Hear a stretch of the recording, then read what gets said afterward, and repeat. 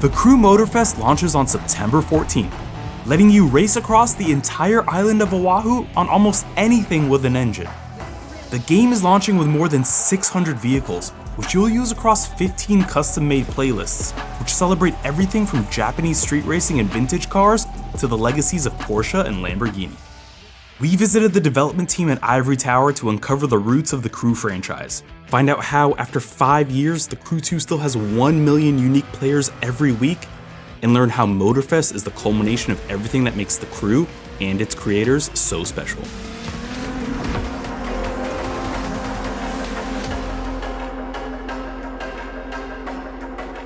The studio started in my mind and Ahmed and Manu 17 years ago. It's a journey of 10, 20 people that start with an ambition and want to do more, to do a better experience. We liked a lot to invent stuff. We thought that the best way to do it was actually to make our own decision and to take our own risk. And the pitch was, we've built a great game together with my team. It was called Test Drive Unlimited. And I would like to do more. Big open world, the US, with all your car and all the adventure. Initially, our code name was Route 66. We wanted to do it online. You know, the checklist of the new territories we wanted to explore, they were very numerous. You will have your full world and you will craft all your car with RPG stuff. I was a big fan of World of Warcraft at that time. I called that World of Carcraft. And for that, we needed to find a partner that could share the vision. One day, Ubisoft, Yves Guillemot said, I want to be part of the adventure. So let's go. And we founded Ivory Tower at that time with Ahmed and Manu, with just 2 slides, a team and an ID, and they say yes. The online aspect, all this big open world aspect with my car, the freedom with your car was so, for me, important that I need to bring it to the players. In the US, you have so many different locations, so many different places to enjoy, chill, discover, that it's really something that everyone knows. It took longer than we thought, it was harder than we thought, but ultimately we managed to deliver something, I think, fresh and new, and that was a great achievement for us. We've got a studio, we delivered the Crew 1, but in between 7 years of hard work. And the journey that you have with so many people that are now, most of them, present through the studio, even 15 years later. It's creating a game for us, for our life. And on top of that, we brought the promise that it will never end. And this promise, it was a very bold jump into the unknown. We launched the Crew 1 in 2014, and when it comes to listening to the fans, we did not wait to the launch. For example, we announced the Crew 1 in 2013. On day 1, somebody created the Reddit page. We contacted that person right away to make sure that we can get feedback on every aspect of the game as early as possible. They were asking, will there be a hardcore mode when it comes to handling? We did not plan that, but we started to have a discussion. Fergus said, let's go for it. It was so cool to be in touch with the players. The initial feedback that we got is that it's great to have so much content. It's great to have so many cars. It's great to have this kind of story linked to the progression of your car. But they wanted more, of course. They wanted more cars, they wanted high diversity, more content. What we learned from TC1, really people really love when the game evolves through time. And it was a big learning from us. So the team learned how to do it and how to please the player, and all this evolution through time during 3 years of content updates continually done with some expansion, title update, but it was very tiring. And with TC2 at that time, yes, we decided for a live framework and more defined and understandable for the player, and the evolution was more mastered. Why do we have boats and planes and not only cars? Because for me it was obvious that I would like to see from different perspectives the world. It's so cool to go to the US from a plane, through the cloud, and see all this beautiful landscape, or inside your boat. When you can't go to the water, it's frustrating. When you can't go to the air, it's frustrating. It was my answer to decrease the frustration and say to everyone, you are pleased to come and enjoy it through many ways.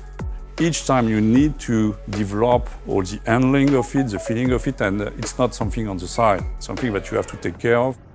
What do we change on the map? First of all, we keep exactly the same size, but we improve a lot the quality in every aspect of it. So we improve every biomes, we improve every vegetation, lighting. We created many playgrounds in it. More track, more stuff that are related to the motorsports experience. Yeah, one of the learning I think from the Crew One is don't bring just new content, give it a story, give it a theme, and give a long framework so that players get used to here's what's coming this week, but the entire month and the entire season. It doesn't mean you have to have a huge narrative and new character and stuff like that, but you need to tell something. You can't just bring a car. Same with the races. We released the Summit Experience, which is a live competition that you have every week. And in the Crew One, when we released it, people were present, but not enough. We reworked the recipe once again, and now this is the cornerstone of the live experience of the TC2. This is the Summit Experience. So from sometime to every week, you refine stuff, you decide to really focus all your experience on the things that they love.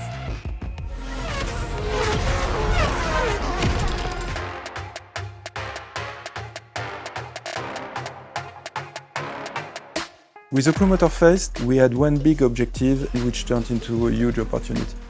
The big objective was to bring the next generation experience of the Crew.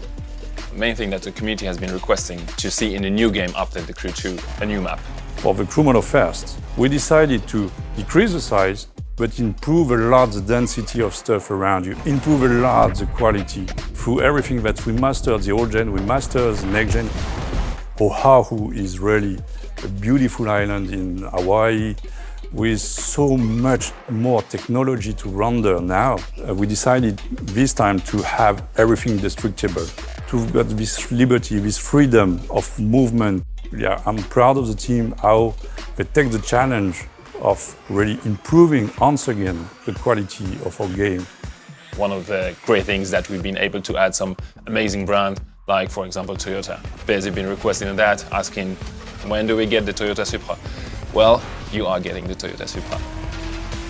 We announced the Crew Motorfest on February 1st, if I'm correct, and right away we also announced the Insider program. So if you want to get the best feedback on that, we need to run a test that will last for a month or several months, and we're going to invite the most engaged players that we have in the Crew 2 to get their feedback, to know exactly what they like. As they started playing, they told us handling is great, but off-road is not that great. We would like to make some adjustment on that. And right away, we started looking at all the adjustments we can bring to the off-road vehicles. In the next month and the next phase of the Insider program, we made some adjustments, and we are keep making some adjustments so that we are going to the best quality that would please players. But it's just a step, once again. We will continuously improve the recipe. The Crew is for me a big step for the studio, for Ubisoft, for the driving genre. It's just the beginning. The future of Ivory Tower, it's definitely the Crew Motorfest. The Crew Motorfest for the years to come. And our purpose, once we release the game, it really expanded into building it with the players. The mindset of this live aspect and enriching the game on the long run has been today acquired by the entire team. And then there's a lot of communication between the teams. We thought about that, we got the feedback on this, what do the players think about that? And now this culture of the live aspect, of the community aspect, of the feedback is embedded in all the departments of the studio. And more and more people are joining the party, joining the Crew. Now we are more, I would say, experts. We thanks to all this community that help us really to see what they like a lot, and we refine step by step. So it's our story.